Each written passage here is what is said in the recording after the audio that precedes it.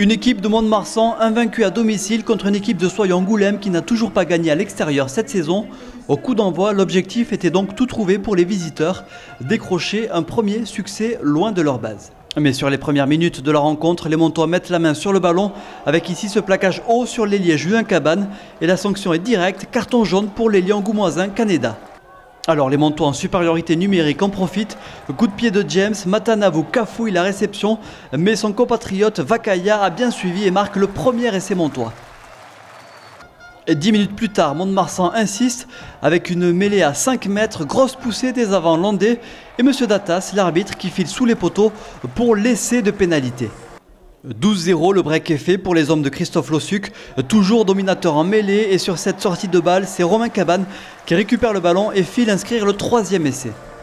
Monsieur Datas va consulter le juge d'en but pour en avoir le cœur net, mais il va bel et bien valider cet essai. Et avec la transformation de James, le score enfle à 19-0.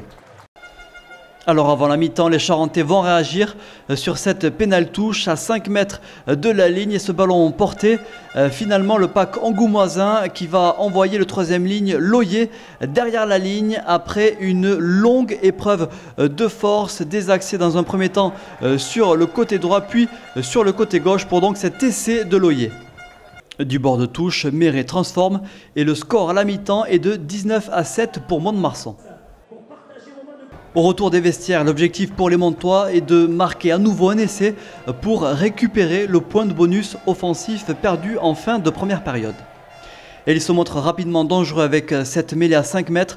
Énorme avancée du pack, Tasté qui garde le ballon dans les pieds et finalement Garot qui essaie d'y aller tout seul. Et puis derrière, qui a bien suivi, eh bien, c'est Tasté qui va marquer un nouvel essai pour les Montois.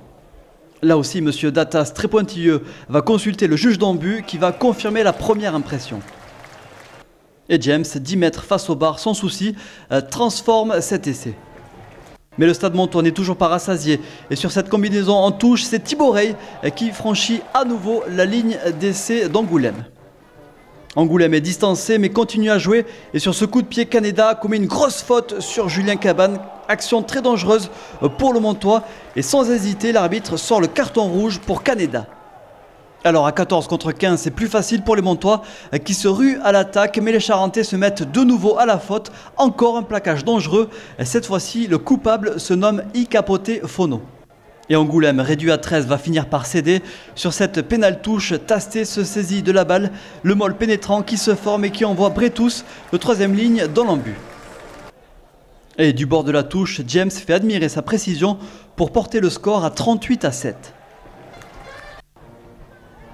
Et puis sur une dernière offensive, Roger rafute le premier défenseur et trouve la faille. Le trois quarts centre accélère, navigue dans la défense et arrive à trouver ses partenaires sur la gauche. Et c'est finalement Loyer qui va inscrire un doublé personnel. Victoire finale des Montois, 38-12, bonus offensif à la clé. Le quatrième en 4 matchs à domicile pour les Landais.